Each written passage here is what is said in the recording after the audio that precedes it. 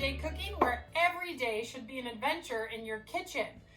This is my kitchen and my name is Heather, and today we are gonna make gluten-free granola bars.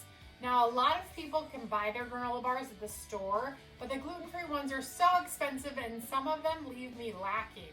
I'm like, ugh, this wasn't very good for a granola bar. So I've developed this recipe over the course of, probably 3 years that we absolutely love here in this house. And every time I make it, they're gone within just a couple days. And the cool thing about it is you can throw in whatever you have on hand. And so without further ado, let's get started. Coffee. Trying to finish my coffee for the day. All right, so what you're gonna need is a bowl. So we're gonna I have my Pampered Chef glass bowl here. And we're gonna start out with 2 cups of oats. And we're gonna put in our coconut. And then we're gonna put in any seeds that we're choosing to use today. Now, this recipe is so cool because you can use any seeds you want. So I have flax, wheat germ, chia. You can use almonds, pecans, walnuts, sunflower seeds, really whatever you want. Today I'm actually using chia seeds, and I don't want to toast my chia seeds, so I'm just going to leave the chia out during this step. So first of all, I'm going to mix my oats and my coconut together. Just give it a good mix, and then I'm going to pour it into a prepared baking sheet. So this is a 9x13 baking sheet from Pampered Chef. And I just put a piece of parchment over the top. If you have a silicone liner, you can put your silicone liner on, but it makes it easier cleanup later. So all I'm gonna do is dump my mixture here, and I'm gonna spread it out, and we're actually going to toast this. Now, this step is not necessary, but it does add to the flavor. So I have made both it toasted and untoasted. When I'm in a hurry and I don't want to toast it, then I don't. And no one seems to notice, but I notice. So I'm going to go ahead and get it toasted today. So into the oven on 350 it's going to go. And you want to make sure to watch this because this will toast up quickly. So don't forget about it. Don't put it in and then go have a cup of coffee and sit on the recliner. Not that I would know anything about that, but it will burn and then you're going to have to start all over again. So we're going to stick this in the oven for about 10 minutes and that's it. So after 5 minutes, I'm going to give it a good turn and then 5 more minutes and that's it. So I'll be back with toasted in just a second. Out of the oven they come, and now we have toasted oats and coconut. So you can toast your oats and coconut with the broil setting, but be forewarned, it goes quick. So if you are a distracted person, don't do it. Just stick to 350 for 10 minutes, stir a couple times, and get the right color. So now what we're going to do, I'm going to actually pour this back into our bowl so I can get the hot pan off of my station here because I will burn myself because that's just what I do. So I'm going to take the parchment and I'm going to try not to make a mess. Did you see that? Try not to make a mess, and then she makes a mess. So I'm going to save this parchment because this is actually the pan that we are going to do the bars in. All right, so give that a little stir. Looks beautiful. Okay, now comes another fun part. We are gonna put our glue together on the stove. So I'm gonna take, let's see, let me just remember what it is. 1/4 of a cup of brown sugar,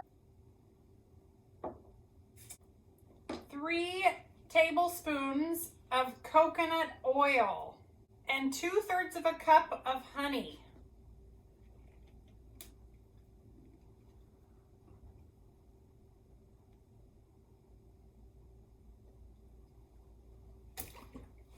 All right, now I'm just going to, I'll give you a quick look maybe. I'm just gonna stir this up a little bit before I put it on the heat. See that? I'm just gonna make it into a nice little paste. Just because I want it to melt really well. And I need to add the vanilla, but I don't want the vanilla just sitting. Okay, 1 1/2 teaspoons of vanilla.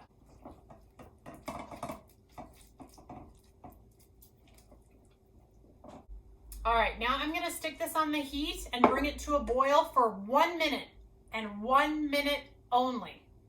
So here we go. All right, and while that's coming to temperature, I'm gonna go ahead and get my pecans chopped up into mini pieces, and I'm gonna use the Pampered Chef food chopper, and I'll show you how it works. This thing, I've owned this for probably 15 years, and it's one of my favorite tools, one of my favorite aggressions. So I'm gonna chop it into kind of bite size. Let's see if I can show you.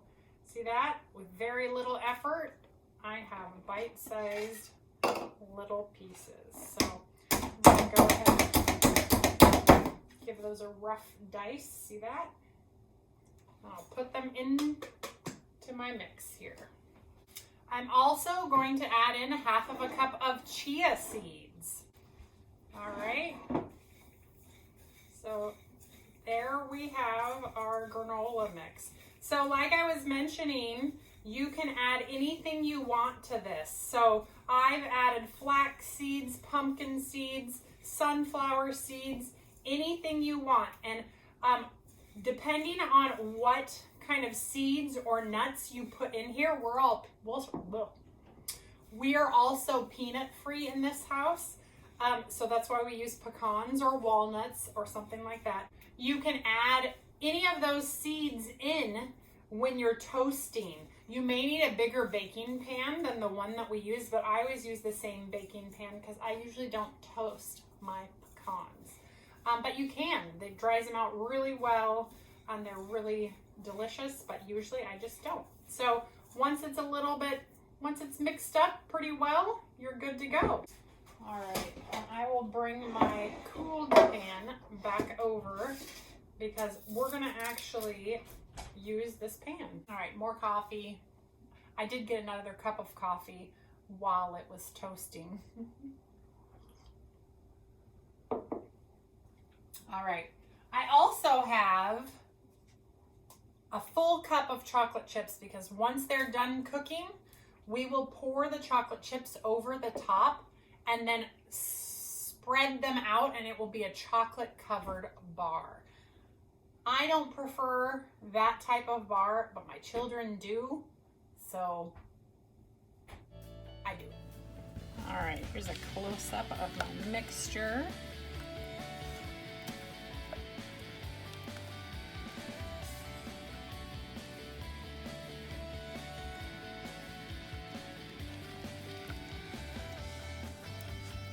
All right, we got some bubbling going on.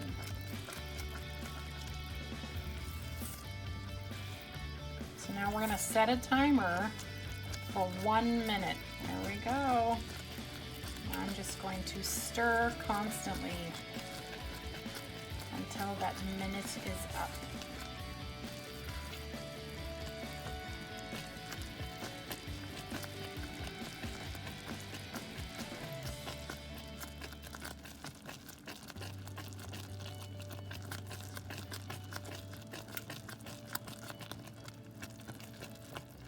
See how it's all nice and foamy? That tells me that it's getting to that candy stage. All right, timer's up. All right, time to get to the business. So now what we're gonna do is we're just going to pour the hot bubbly liquid right into our mixture, and we're gonna give it a good stir. We wanna make sure that everything is coated in our honey mixture.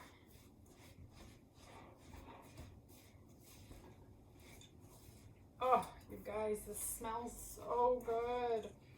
So good. My favorite granola bars ever.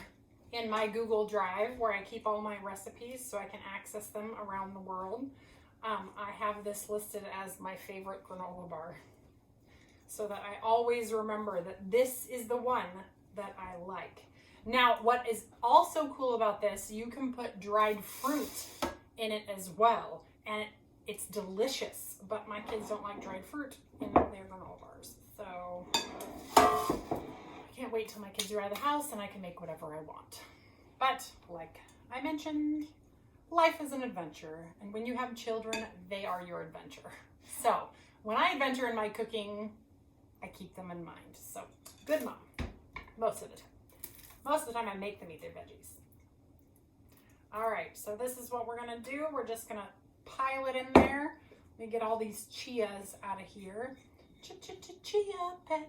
Yes, did you know that chia seeds and chia pets are the same thing? All right, now I'm gonna take my little mini spatula and I'm just going to push it all down into all the places in my pan. Because I'm going to take my mini spreader. It's not a spatula, it's a spreader. It's what I use for cakes and butters and all sorts of things in my kitchen. We actually have 4 or 5 of them in my tool turnabout because my children love using them for Nutella and nut butters. Like I mentioned, we do not do peanut butter, but other nut butters, we do them. We do an almond and sunflower nut butter. We seem to love the sunflower nut butter much more than the almond, but that could be because I'm allergic to almond. And so I've just bought more sunflower nut butter, and they've enjoyed that a lot. So that corner piece is going to be filled with chia. All right. Once you think you have it evenly spread out, we're going to do one final step. So I'm going to put those over here. I'm going to take a piece of parchment paper and I'm just going to press it down just so that it's nice and compacted in there, because I want firm granola bars. If you don't pack it down, it's no big deal, but they'll be a little more crumbly. So we want it packed down really nice. And my edges, I want it kind of all to be uniform. All right. Looks like that middle section there is a little higher than the others. There we go. Looks great. So that's what it should look like before you put it into the oven.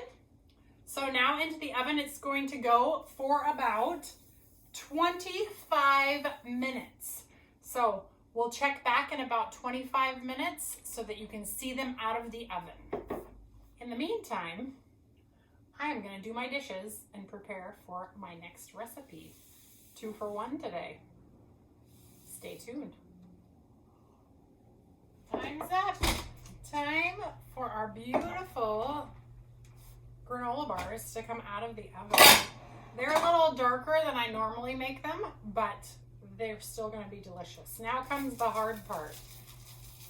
Okay, so I poured over just regular chocolate chips. These are semi-sweet chocolate chips, and we're just going to pour them right over, and we're going to cover it for just a couple minutes. And when we lift it up, it will all be melted and I can spread it out.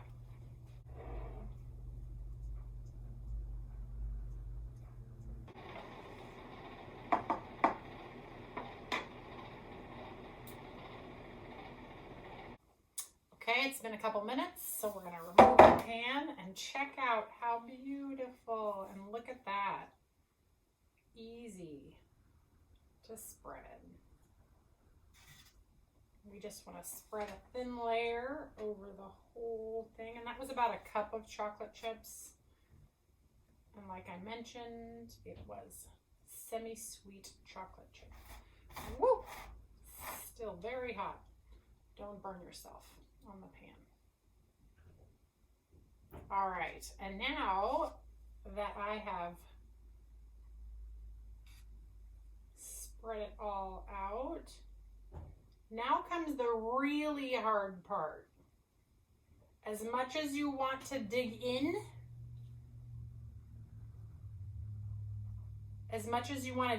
and try it, these need to sit and cool for 2 to 3 hours.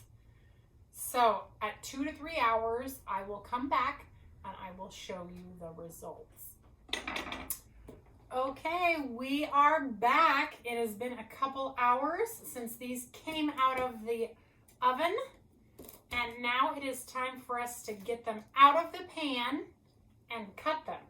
So because we use parchment, it should be very easy to lift up.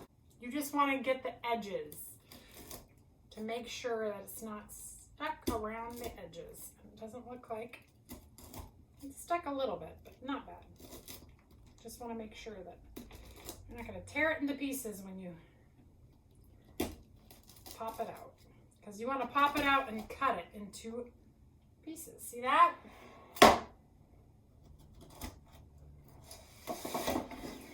Boom.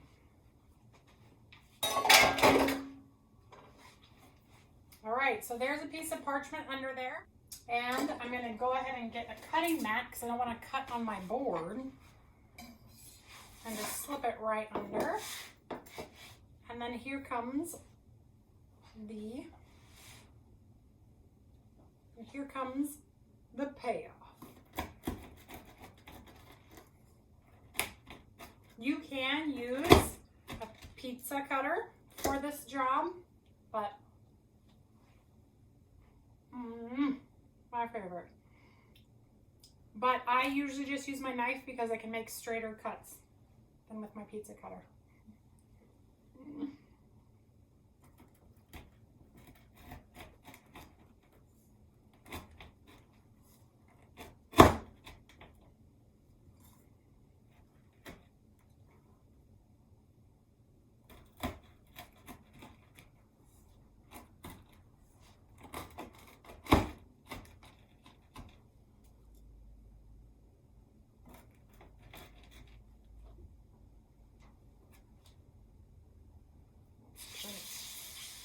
Turn it around so I don't have to reach so far.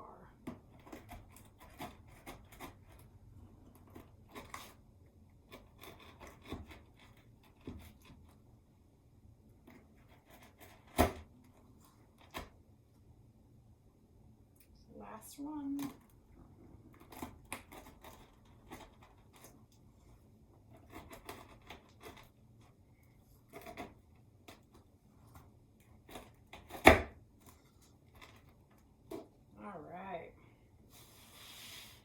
And now, see, I didn't quite wait long enough because it's still gooey, but it will harden up as it sits.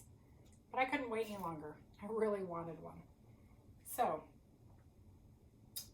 let's just cut this end one so I can show you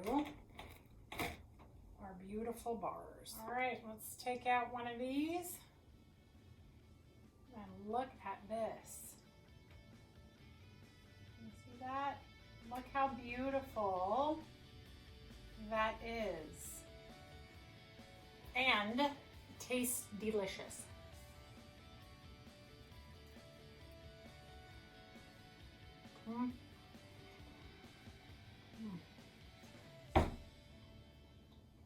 My favorite granola bars ever. They're chewy, but yet crunchy. They have such good flavor. I would rather no peanut or chocolate, but my kids like the chocolate, so.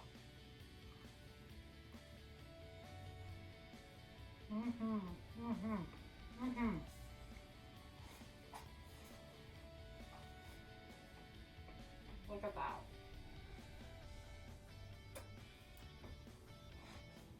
So delicious. So delicious. I could sit here and eat this whole pan. So good. I won't though. I won't sit here and eat this in front of you because it's mean. It's torture. But see how easy it was to make those? Easy, affordable. I get all of my stuff at the bulk section, so I pay way less than store-bought prices.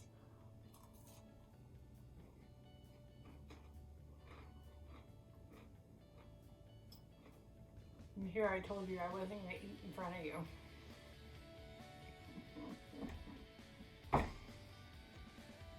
Oh wow.